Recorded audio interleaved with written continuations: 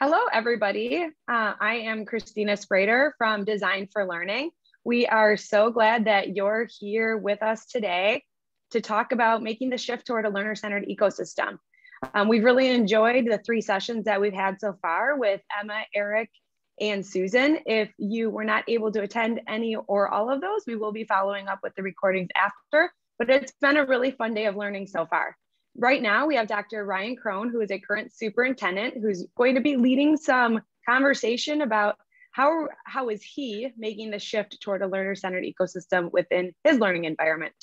Ryan and I have spent a number of years working together through a variety of roles within school districts and supporting schools and districts throughout the country on making shifts to a more learner-centered or personalized learning experience. So I know that this next 45 minutes to an hour is going to be a very meaningful experience, and there's going to be a lot of things to be discussed and a lot of follow-up, I'm sure, in thinking afterward. So I'm going to go ahead and turn it over to Ryan to take us in for the next 45 minutes, and I look forward to what's to come. Thanks, Ryan. Thank you so much, Christina. As Christina mentioned, I'm Ryan Crone. I am currently a superintendent here in the great state of Wisconsin. This is the week of the best weather we get all year, so we're continuing to enjoy it. And in 2 weeks, we're back in school.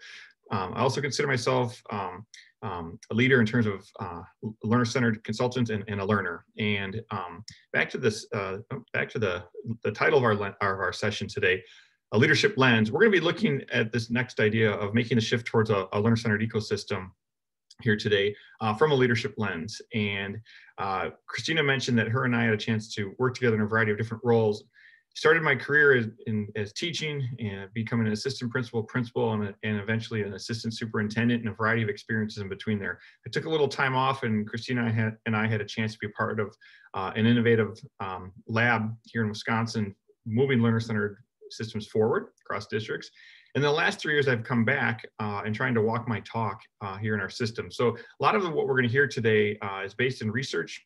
It's also based in practicality. And the work that we're going to do and talk about today, I know our challenge is to keep it simple enough that our teachers and our leaders can do something tomorrow and start to chip away at this shift towards a learner-centered system. At the same time, we know that it needs to be simple enough, but also systemic, and that it's sustainable and truly does lead for a transformational shift and really allow the learner-centered ecosystem to grow so that the students can grow in the direction that we want for their future. We do have a chat box open, and so if anybody during this session wants to get a chance to talk, and we have a number of participants on today, so microphones, where they're muted traditionally, please feel free to unmute if you have questions or want to get engaged in a conversation. Our outline today is pretty simple. We're going to have 4 parts to it. The first part is going to be about our team and the commitments of a team and why this is important to this work. The second part we're calling or the ER, which we're going to be focusing on the learner. Third part is going to be about the or, and really talking about the shift that's necessary. And the last part, to bring it home, we're going to talk about the double S curve and leadership. A little bit of a storyline with a lot of this work is going to be really thinking about what this looks like in our schools now and where we're going in the future. So we're going to get started. First of all, section 1, we talked about our team and team commitments. Peter Drucker once said, culture eats strategy for breakfast. So the idea here, and we're thinking about our work and shifting towards a learner-centered model, or looking at providing great learning experiences for kids, is to think about what our current culture is and how we operate. Because it's not just a flip of the switch or a turn of the page in order to do this work. It's really about working with those within our team to really understand the commitment that's going to be needed to do this work, and at the same time, sort of the relentless pursuit of strategies that work and that don't work, and how we can make that better each day. So if culture eats strategy for breakfast, one of our first goals is to really think about our team. Here at school, we've talked about our team, and we know that to build a collaborative culture, that we need the group to move the group. Another statement here. And when we talk about collaboration, it's a word we throw around a lot. Classroom, we want students to be collaborative and to be in collaborative groups. As a staff, we want to have a collaborative culture. We also know that a collaborative culture is really one of the top factors in helping to focus schools and move forward. And we look at it as, well, in order to move to the work that we want to do, we need the group to move the group. In that, we wanted to not only define what we meant by a collaborative culture, but we wanted to make that definition actionable. And that's where we're going to focus here on this next section, is to really think about not just defining our work, but also making it actionable and really baking those actions into our processes. We defined it as simple as we could as a staff, and thinking about just collaborative culture is about our mindset, where we see problems are viewed as an opportunity to grow. We saw collaborative culture as an opportunity for learning, and that together that leadership, and we would foster leadership, and we'd look at models for learning. We would just kind of continue to see what we can do as a team here in my role and our principal's role and our teacher's role, but really what are we doing to really promote learning as a part of our collaborative culture? And by sharing, I'll share some examples of this in a second. We've also defined our collaborative culture as sort of the way we do things, most importantly together. Really thinking about that idea of collective capacity. And you're going to hear in this presentation today some ideas about how we take collective action, and that we really don't even try to act until we know that we are collectively together and we will collectively act to have the impact we want. We also talked about collaboration by design, really putting in structures and support collaborative work, and really thinking about these things. So I'm going to go back here for a second, because the idea was we need the group to move the group. And instead of just saying we want to be collaborative, we wanted to define it first, and then we need to develop that culture. I'm going to say that again because that's really important for staff, but even for our teachers leading this work with students. We want to define what this means in terms of be collaborative and the skills that are needed. And then we want to develop that by really baking these processes into our school and our practices. So moving forward, as we think about our definition, we came up with some themes, things that could go on a bumper sticker or a t-shirt or other things like that. But these are our team commitments. They're live. These are our school ones for this 2021 school year. I'm going to share sort of a 1.0 version of Ryan Crone and some of these team commitments and how we built them, and our 2.0 version of myself and our team and why these commitments. First of all, better together. Simple concept, but I have to use a hashtag with it because it's fun and it makes people roll their eyes that I use it too much. But first of all, one of our commitments is that we understand that by sharing our ideas collectively, that we will be better together. The opposite of better together is worse and apart, which I don't think we want to be as a school community. But in this work to move to a learner-centered model, our team really had to understand that things were going to get better, but we're going to need to find a way to understand how we work together. The second one, very simple, not my ideas, but the best ideas. And the idea here is to really think about that we get into a position of what we call our plus delta culture, where we really ask ourselves what's working and what needs work. I'm going to share the second version of that here in a little bit.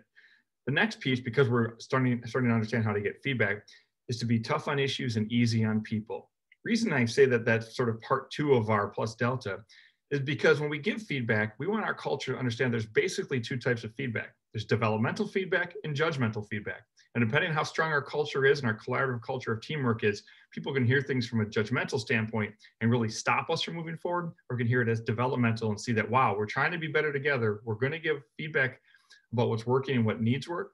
And we're going to understand that we're trying to be tough on issues, but we're going to be easy on people. And that really builds the trust culture that we want. And the last one, we just call faith, courage, and enthusiasm. It's our chance to smile. It's our chance to understand that this work's not going to be easy. We're going to need some courage and some enthusiasm. The other hashtag in here is Buffalo. And a good friend of mine had shared a story about when buffaloes see a storm coming, instead of trying to run from it, they turn towards it and try to get through it, understanding that they're going to need skills to get through some of these tough moments. But at the same time, by addressing things head on, the storm passes quicker, and an opportunity as we grow stronger as a team. These concepts, which look simple, bumper sticker worthy, t-shirt worthy, maybe things like that, really are grounded in us baking into the process those collaborative cultures of our defining what collaboration looks like. The idea here, you can see a much longer definition here on these slides, is to really strip this apart. I mentioned before about better together, but that's truly being intentional about what it looks like to be our best work. An idea of what does a culture of continuous improvement look like? What is a culture of, how do we have to act to be in a continuous improvement model? And what is everybody's role in that process? Well, as we shift to the role into not my ideas, but the best idea, our first version of this was about plus delta, making sure that people could share what worked and what needs work, whether it's families or our staff. What we found, though, was a lot of the feedback, as I mentioned before, ended up being judgmental rather than developmental. And it really, then all of a sudden, it was left on our plate for us as leaders to take action with it, rather than what we really wanted. What we really wanted was developmental feedback. And what we most importantly wanted was really defining what our next action steps were. I'll get to an example of this in a second. Our third piece about understanding this piece was really for people to understand that we respect each other. So we're going to be tough on issues and easy on people, and really invest in each other and understanding that culture, where we seek to understand and then be understood, but really trying to get to a spot that we're able to have tough conversations about what needs to address. When we have an instructional paradigm happening, when we have schedules and bells running our school rather than student learning, or we have experiences that look maybe a little bit more educator driven than learner driven, those are some issues that we need to address if we want to truly become learner centered. In order to get there, we're going to have to cross the threshold on teacher practices and classrooms. We're going to have to look at what leadership has done now and in the past, have to look at some of our training and even some of our mindsets. And while that can feel like an attack on people, what we really understand is this is our system talking to us. And anytime that we want to blame a group of students or educators for a problem, generally it's the system that we want to be looking at. And that's our goal, to really be tough on issues, not people. And the last one, again, this is sort of a little storyline of being better together, sharing developmental feedback, understanding that we're not going to take it personally, but we're going to address these issues, and having that ability to turn towards the storm and get through it using the skills that we have just recently shared. Because of that, I'm starting with the idea of team commitments to launch this webinar here today, is because we need the group to move the group. This slide and this slide alone, especially the last box that we put in, has really helped to shape a lot of storylines. When we get into sharing practice on part 3 of this, I'll get a chance to share how we put this to work for our instructional strategy practice and how it's really helped to shift our culture to move to not only collect action around it, but really to a stronger sense of collective efficacy about empowering learners and moving our instructional practices forward. So my next question is, what do you see? We'll look at the chat box here for a second, or I'll just give some time.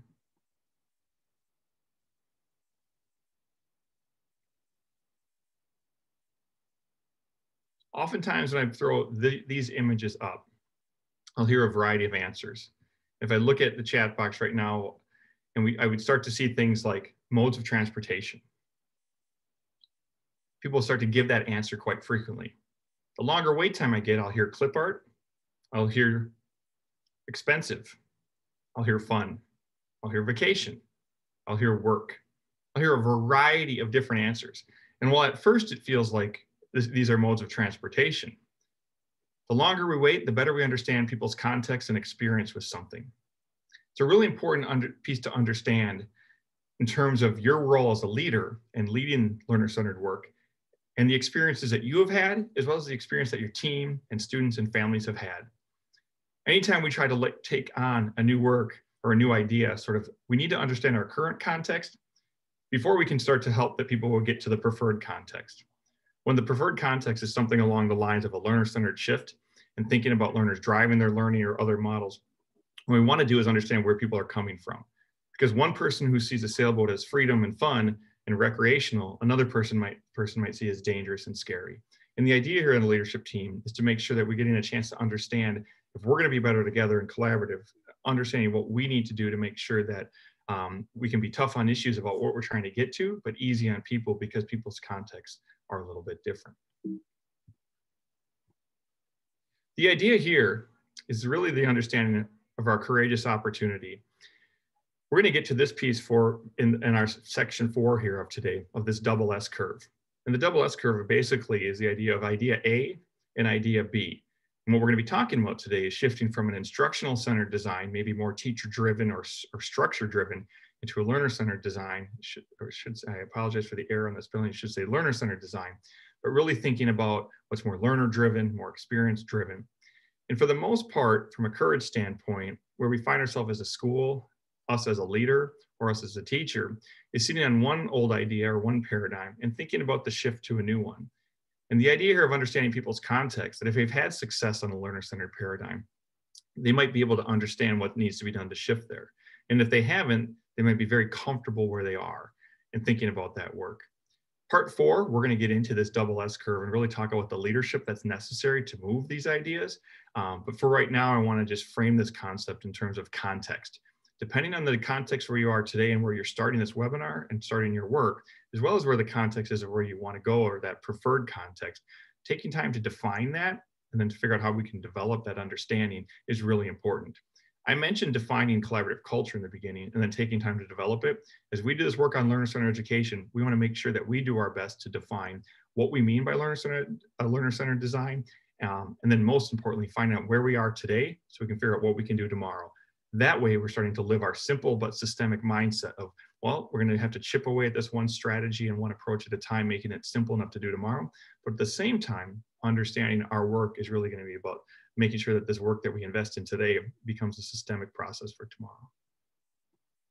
I just threw a lot at you for part one. And really the idea here was to think about we need the group to move the group. And before we dive into the sort of the ideas of a learner-centered model, what we want to do is really think about what it means in terms of the impact that it's going to have on our team. If we need the group to move the group, then we got to invest in our group. And the further we invest in our group, not just on being a collaborative culture around continuous improvement and innovation, we also want to invest in their understanding of the skills that they bring forward, and that we're going to start with where they are and we're going to move forward together. Section 2, we're going to drive into the learner piece, because now we're going to start to really understand why a learner-centered model is so powerful and what we can do. Here at a school, and I'm in my office right now, you can see that we have behind me an idea of sort of the work that's unfolding to start the school year. But the bottom line in every email I send has something that, at the bottom that says, educating and empowering all learners for their future. Focusing on the word "and" here. Our goal is to make sure that students are not only educated as they leave our school, but they're also empowered. And how does that play out in our school? These are 6 questions that oftentimes play their way into our work, into our daily lives. Families at home about what they wish their students would learn. Thinking about students prepared for college, and are they students college ready? Our community, what we strive to have and type of community members in our school. Or teachers, just thinking about what do you wish your learners would do? Thinking about those parking lot conversations or moments of frustration as well as moments of joy. Or in a career, looking to hire somebody. What do you look for when hiring? And even for today's graduates, what do you wish learners would do as they graduate? These 6 questions, no matter who I ask them to and when I ask them, have resulted in oftentimes very similar answers.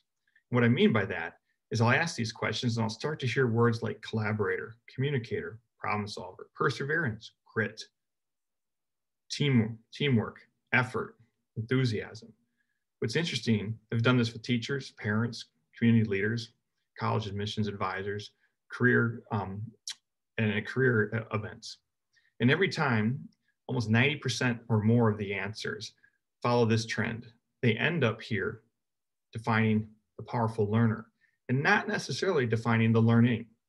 I often don't hear about 6th grade science standards or taking certain classes or reaching a certain score or GPA. I often hear about the foundation of maybe what allows students to do the learning. I hear about a learner. I hear about a powerful learner. Attributes such as problem solver, collaborator, communicator, perseverance, those learner skills. And time again, that continues to rise at the top. But yet every time we open the paper or look on the internet or hear stories about schools, you hear about the rankings about school scores and achievement levels and standards or learning loss. Oftentimes that's the quote right now as we think about this, making this shift or sort of leading this shift when we come back from this pandemic and some of the challenges we have. You hear about learning loss and learning experiences. But really what you often hear when you ask the simplest question is really the investment in the idea of nurturing a powerful learner while they're becoming a proficient student.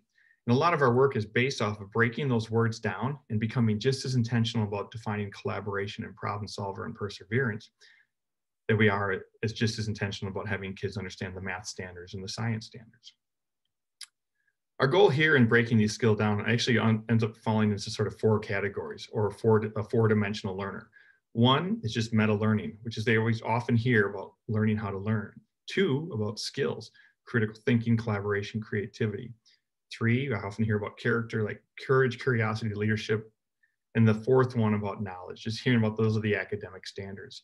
So backtracking here for a second, just by asking simple questions and then categorizing by what we're hearing, oftentimes they fall into one of these 4 groups, what people would call the 4-dimensional learner, really for this 4th industrial revolution.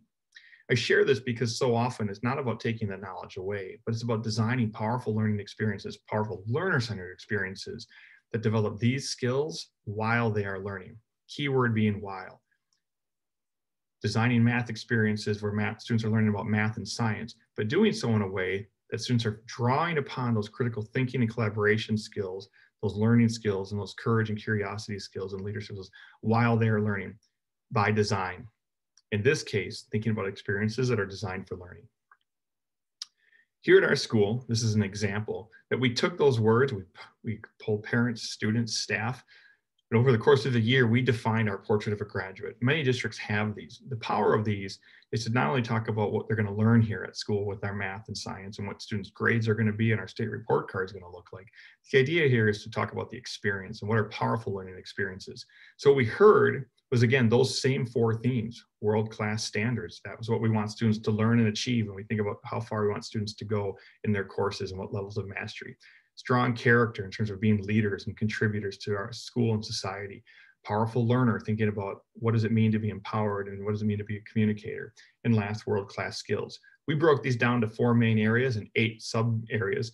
Now that could be more, you could add less and you can wordsmith. But the goal here is to go through the process that helps define what success looks like in your school, where you're more than a score. And even more importantly, this becomes a North Star for guiding the instructional design in your side of your classrooms, whether it's a math classroom or a science classroom. We use this frame to guide the next piece of our work, which I'll call, as I mentioned before, educated and empowered.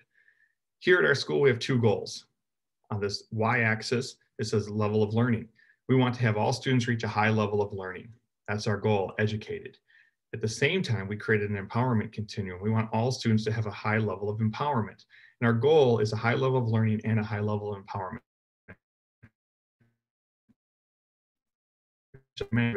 All students being educated and empowered for their future. Our 2 goals are all students reaching a high level of achievement per their girls' scores or standard tests, and at the same time, being able to drive their learning. This, by design, brings together our portrait of a graduate storyline, which is very off the cuff, thinking about what we want our learners to have, but then designing powerful learning experiences, designing programs, designing courses, designing the day and designing the schedule that allows students to truly be learning and to truly be developing those skills while they're learning. The reflection on this piece is we use this quadrant, very simply put, and we want to be up in this quadrant where there's a high level of learning and a high level of empowerment. And we ask ourselves, what type of learning experiences get us here? How do we design for learning rather than just to provide instruction? And what type of leadership is required to really understand the process? When we get to phase 3 here of this section, we'll talk about what we do and how do we use this tool as a reflection tool. But basically what we ask is teachers to talk about what they want students to learn, which school districts across the nation have done a pretty good job of in terms of the standards they want kids to have at grade levels. What role do we want students to play? And what would be a powerful role for students to have? And again, this brings us back to thinking about our portrait of a graduate, is what kind of leadership role do we want, or what kind of skills do we want kids to use while they are learning? Are we asking kids to be collaborative? Are we asking them to find resources and self-assess while they are learning math, while they are writing a paper or studying history? This whole piece comes together, and again, I mentioned back to where I started, was by asking some very simple questions about what we wish our learners would do, taking the time to break that down, about separating the learner and the learning, breaking that down even more so and to really understand the difference between learning how to learn, having certain skills, having the right disposition and knowledge base, putting it together in a powerful message that can be a shared North Star or vision for your school district, and ultimately now the challenge to bring it to life in the classroom with lessons. The idea here really is to ask ourselves, if we find students at the end of the day that can self-assess and say that they feel that they can learn at a high level or that they learned at a high level, they feel that they can drive their own learning, it's demonstrated now at the time that they're self-reporting, they can feel like they're a powerful learner who can learn at a high level. They feel that they're a powerful learner who can drive their own learning. So you're getting the knowledge, the skills, and now a self-reported disposition of being a powerful learner. That's ultimately the position we want to put kids in. And what's exciting about this as we think about designing for learning is this is the spot that we want to see that opportunities for teachers to bring lessons to life and experiences to life that allow students to do both. Section 3 here is our opportunity to shift the or. Or in this case, is really thinking about who's moving the learning forward. Is it the leader? Is it the teacher? Is it the learner? Is it all 3? And our goal here is to think about as a leader is how can you help to make the shift? I'm going to use 2 analogies in here. As a leader, and oftentimes with this work, you're working with your team, your internal leadership team, your teaching staff, your parents' community, maybe your board, maybe other schools around you. At the same time, our teachers are thinking about making the shift with their classroom, with their students, and really thinking about how do we nurture a powerful learner. So I can split this storyline into two paths.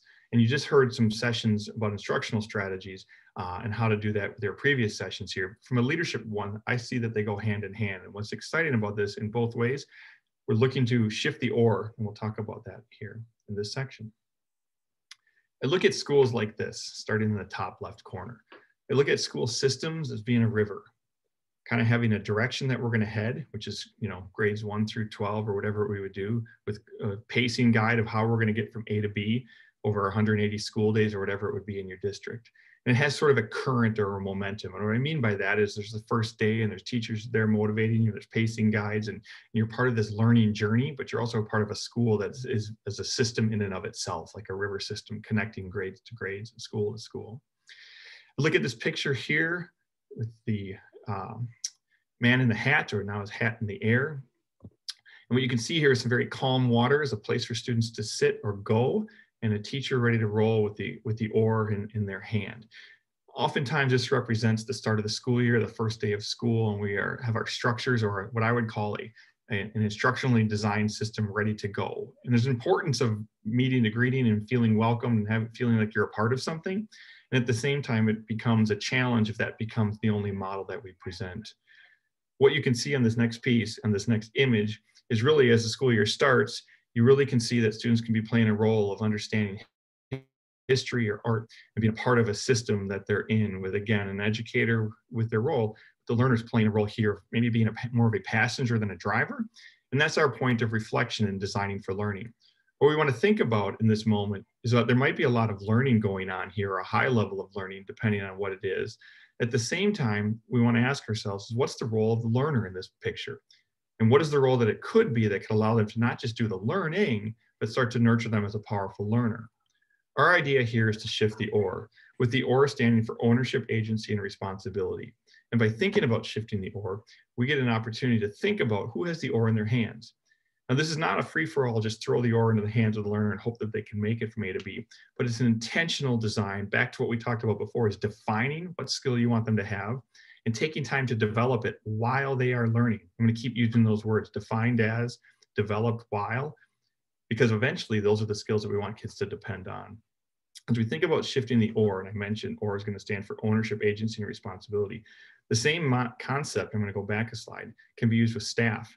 Coming in and sitting in staff meetings, students sitting in classrooms, but you as a leader really understanding how we can shift this experience and shift the role of the learner, shift the role of the educator, and shift the role of yourself as the leader, to really thinking about how we can set the tone for having greater ownership of the direction in our work, greater agency for those as a part of our team in our classrooms, and last and not least, greater responsibility. In section 1, I talked about sort of shifting the idea of feedback being from judgmental to developmental, but also the last part was I talked about, so what's working, what's working, what needs work, and what's our next work. So when we use that here at on our team in terms of what's our next work, that really is a chance to opportunity for the or to be shifted and for people to understand that they have ownership in this journey. They have an opportunity to help to contribute to it. And most importantly, they have some responsibility to see the success for themselves and for our team.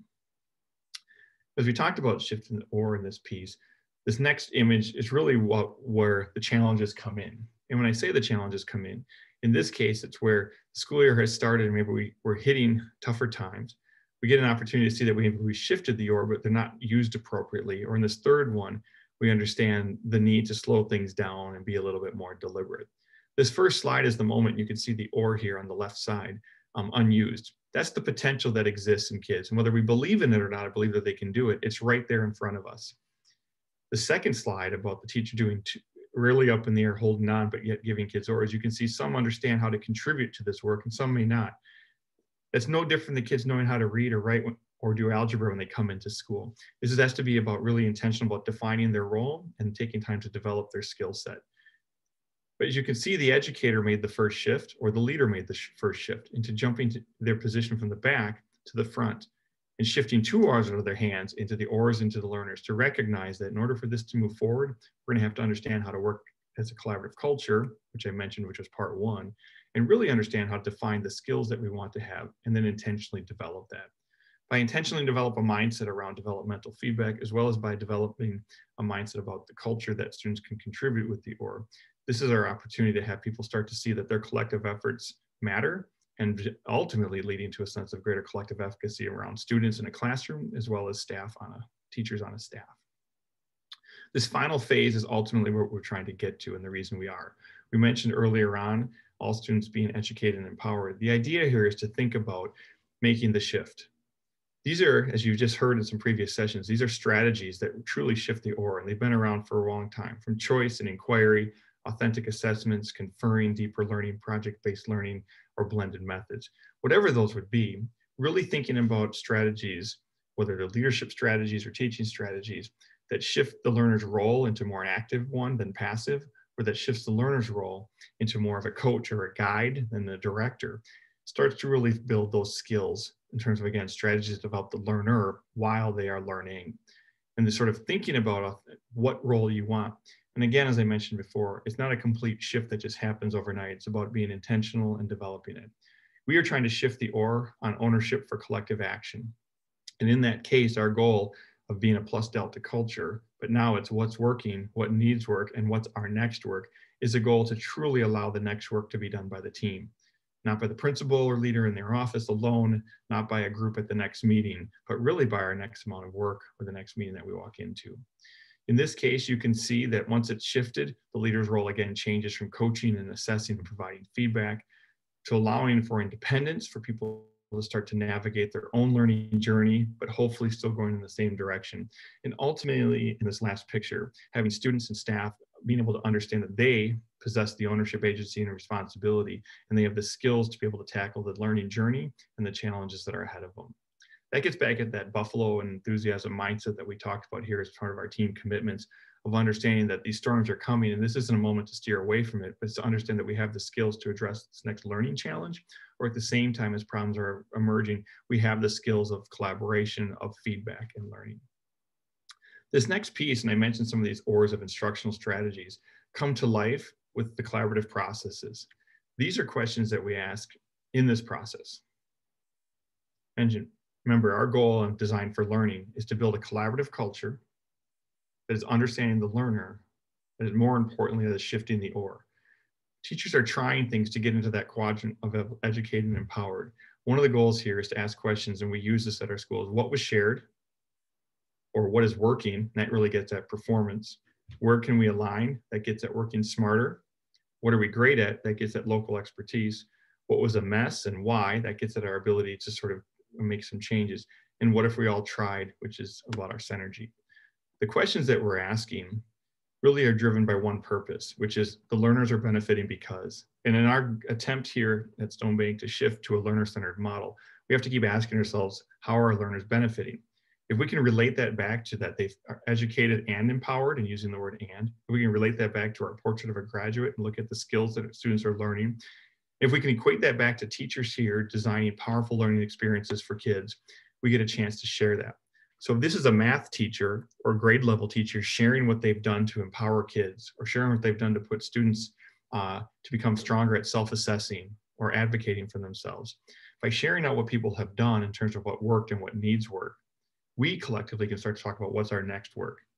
This is work that we're doing now as a part of a collaborative coaching cycle. This is work that we're trying to do as a part of our staff meetings, where we really start to have our storyline be one of being easy, being tough on issues and easy on people, but really ultimately starting to develop and nurture powerful learners as they're becoming proficient students. The last piece on our journey for this is thinking about what the benefits and barriers are that we've created for ourselves in our mind, as well as what's created in our school. Thinking about benefits and barriers as to what's going to allow us to move this, to help us to shift the OR to a more learner-centered model here at school, is something that we think about the benefits. And the barriers, again, as I mentioned, could be time, money, training, mindsets, and certain practices. What we think about is really what can we do to help move, and who can be a part of that. That gets back to our culture, again, of our team commitments of what is a true collaborative culture and how can people contribute. This summer, in each meeting, we ask ourselves, have we done our good job by leading by design? We talk about design for learning, we also are talking about leading by design. The design that we use is thinking about, have we done our part to focus direction, to build a collaborative culture, to deepen learning, and to secure accountability. So when it comes to shifting the or, when it comes to creating a more learner-centered model here, or realizing our portrait of a graduate, our real goal is about educating and empowering learners for their future. And we ask ourselves, are our teachers and as our leadership team have a clear and focused direction? Here at school, I mentioned 2 goals. We have all students meeting or achieving their growth goals, which is our learning goal, and all students being nurtured as developing those powerful learner-driven skills, which is about the learning, or about the empowered learner. We talk about our collaborative culture, again, what's working, what needs work, and what's our next work. We talked about deepened learning, about sharing the impact that we're having on our own culture.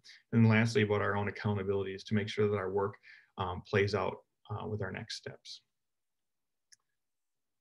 Again, this simple slide right here of our what works, what needs work, and what's our next work helps to get at our 4 team commitments about being better together, understanding our plus delta culture, understanding we're going to be tough on issues and easy on people, and ultimately understanding that our enthusiasm and our skills are going to drive us through this mindset.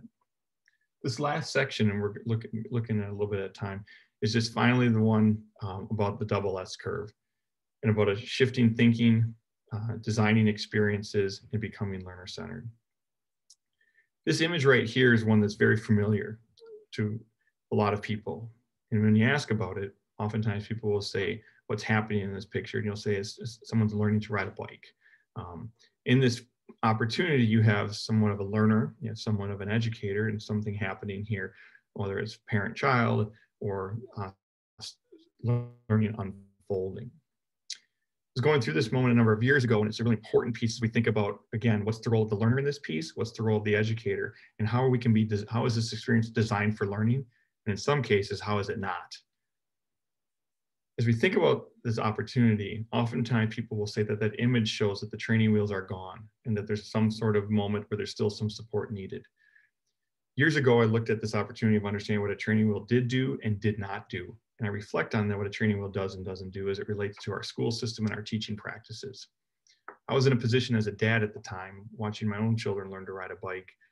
When I went to purchase a new bike for my other child, at the bike shop, I walked in, I said, I was looking for a bike for my daughter. At the time, the bike salesperson had said, well, how are you teaching them to ride a bike? And I said, well, you know, put the training wheels off when they're ready, take them off and give them a push and see what happens. He said, have you heard of a float bike? At that moment, I wasn't up for a big sales pitch, but I hadn't heard of it. It's commonplace now, but I hadn't known it at the time. Being an educator and a dad, you want success for your environment or your kids. And as a teacher, it's the same. Well, he had said that, he told me, he paused in the moment. I wasn't in the moment. He started to tell me, he said, you know, a training wheel doesn't really train you to ride a bike. In the moment, he said, a training wheel actually does the opposite. He said, it provides you with this false sense of security that if you can sit on a bike and pedal, that you can ride a bike without training wheels. In that moment on a Saturday morning, I didn't see myself all of a sudden going to be in a deep dive with instructional strategies, but there's a point to what the salesperson was telling me. And the point was that he said, they've designed a float bike that looks like a regular bike, but there's no pedals and there's no wheels. And the idea here is to lay the bike on the ground and let the child pick up the bike, let the child have no pedals, but to start to scoot with it with their feet and walk with it to eventually finding confidence.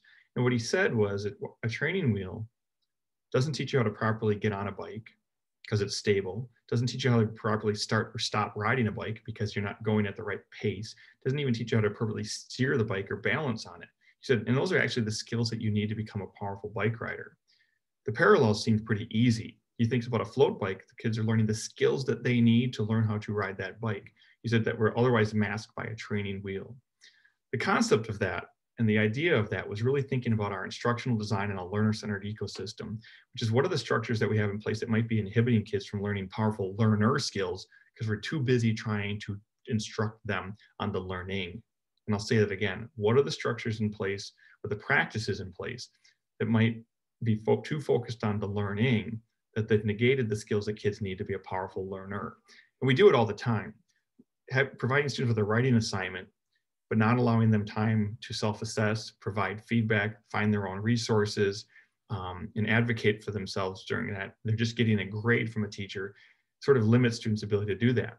Providing students with a number of homework assignments or a number of problems that they have to do takes them away from what we really want them to do, is get to the spot that they can self-assess whether they understand the concept, and more importantly, if they can't, start to figure out why, start to problem solve why, and start to advocate for themselves or take ownership, agency, and responsibility for the assignment.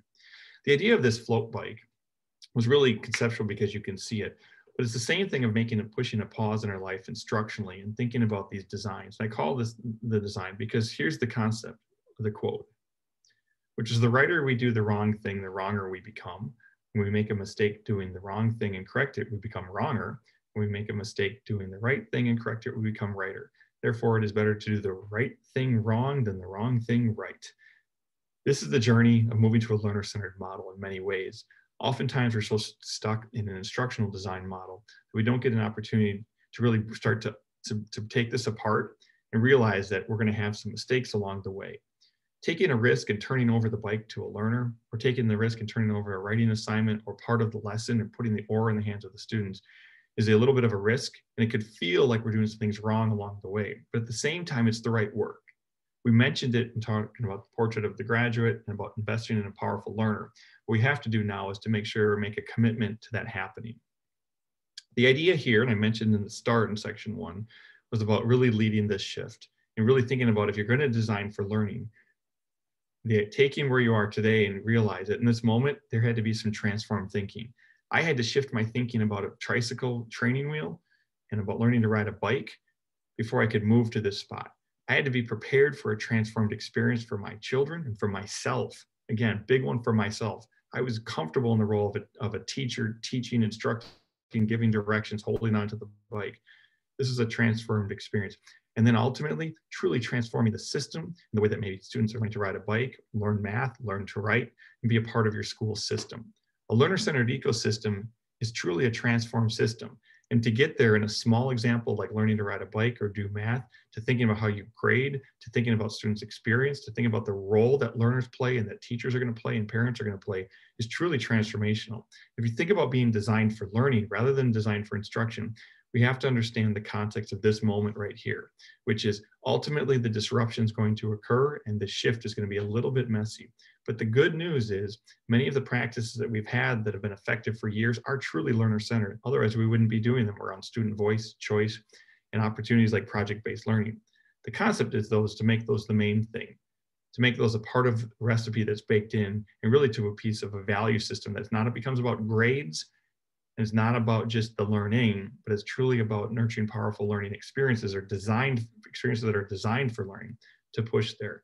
Again, understanding people's current thinking and taking time to transform it, whether that's with the bike sale in the morning, whether it's about math instruction, whether it's about students learning, understanding that the new experience might not look as efficient in the beginning as the old model, but ultimately it's going to be more effective. And then last but not least, being really clear in defining what that learner-centered system is going to look like. I wanted that bike moment for my own children, once I learned about it, to be every learning experience they had, where they saw themselves having the opportunity for ownership, agency, and responsibility, and where they had the opportunity to drive it. This idea comes down to schedules, keys, and class lists. Oftentimes, the instructional paradigm is based off of designing schedules for teachers. As a matter of fact, we just launched ours this week. And how does that schedule have a chance for customized local solutions or some timing? Yes, we still live in an instructional paradigm, but to move learner-centered, we've got to start to shift mindsets. Keys, a set of keys for what classrooms you can be in, but more importantly, which ones can't you get in? How do we provide students with opportunity in projects and to lab and collaborate? And last but not least, class lists. A lot of these are instructionally designed rather than learning design, and giving people the opportunity to start to break apart some of the structures of our school to really make sure that it is truly designed for learning. Last but not least, we'll go where we started. Our goal at this school this year is about educating and empowering all learners for their future, focusing on educating a high level of learning, focusing on empowering a high level of role of the learner. All means all, and really think about their future is very different than ours. And what we know is their future is going to depend on students having a sense of ownership, agency, of responsibility of their powerful skills and the disposition that they believe they can take on anything. This is the work that we've been working on, of transforming our own thinking for our parents, our board, our community, and ourselves, designing experiences where students develop these skills, and ultimately, and it takes time, building that transformed system one class at a time, one grade level at a time. Mentioned earlier is keeping it simple but systemic. What we talk about there is simple enough ideas that we can shift the oar in tomorrow's lesson, whether it's for 5 minutes or 10 minutes, but we define it and we're systemic about why we're doing this and where we're going. In the end, our work always falls down to this piece, is a culture of giving truly developmental feedback to each other in terms of what's working and what needs work, and then defining what's our next work. Last but not least on the what's our next work, again, what's working, what needs work, and what's our next work, we use a rule of 3, because we know that taking collective action is going to move the needle. We ask ourselves, at the end of a session or a training experience, we ask ourselves, so what are we going to do in the next 3 hours in terms of what we've learned and what's our next steps? What are we going to be able to do in the next 3 days with kids inside of our classroom or coaching and leadership support? And last but not least, what are we going to do in the next 3 weeks that we can celebrate over time when we come back together? Together, this becomes a cycle of continuous improvement. But again, our improvement is based off of shifting to a learner-centered ecosystem, and most importantly, thinking about doing that through the lens of designing every experience for learning. I want to thank you for joining us here today and participating in this webinar via chat and your comments. And we look forward to getting a chance to work together to design more learning experiences for your learners and helping you make the shift to a learner-centered model.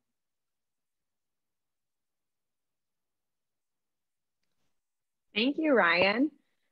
You mentioned building in some opportunities for your own mindset to change when you're talking about the biking. Every time that I hear you talk about these different ideas, it helps me rethink about my thinking. So I heard a lot of things today that that I'm going to be thinking about over the next few hours. So thank you for that. Maybe that's my 3-hour thing. It is. In the next 3 hours, the next 3 days, the next 3 weeks. We would love to know from you, what is resonating with you after hearing Ryan talk today? And if you were at some of our other sessions, it might be a mix of things that you heard from the previous sessions to the sessions today. And thank you for anybody who's shared anything so far. So again, what is resonating with you after wrapping up this session right now? From concepts that Ryan has talked about, or in things that are working within your school district or your learning setting as well. And we do have, in wrapping up, we are going to be sharing with you in the follow-up the recordings from any of the sessions from today. If you were able to attend all of them, that's awesome. We'll share those with you so you can revisit them. If you were only able to attend some of them, we'll make sure that you get all of them so you can follow up with that. We're also going to be sharing with you a recording of one of our best practices in blended learning from our facilitator, Emma. She will be sharing, we'll also be sharing a PD facilitation guide where you'll be able to think about how you might use this with staff, whether you're at a school or a district level, being able to support bringing those practices to life. So Ryan mentioned this earlier, but again, our first 3 workshops today were really focused on what does this look like for instructional practice in the classroom? And this one was really looking at that leadership lens. It's a lot of the work that we're doing at Design for Learning is an ecosystem within a school district, incorporates all levels of roles, from the classroom, the students, the teachers, coaches, to school leadership, to district leadership. And we know it takes a whole team to be able to make some of these shifts happen. So we're looking forward to continuing to work together in that. So we are going to drop in, I'm going to drop in right now, a poll where we would like to know, are you also interested in continuing to be connected on conversations, resources, workshops, and more as we shift the learning experience toward a more learner-centered design? So as we wrap up today, we would love your thoughts on that. We appreciate you joining, and we'll be following up with the resources that we mentioned, the recordings, as well as the blended learning webinar. Thanks again for joining, and we'll give you just a quick second for the poll. And we got a couple thank you and great information. So thanks for all that you shared and everything you're doing, Ryan. We're looking forward to hearing how this year goes. Thank you. It was great to be here. Great to see you.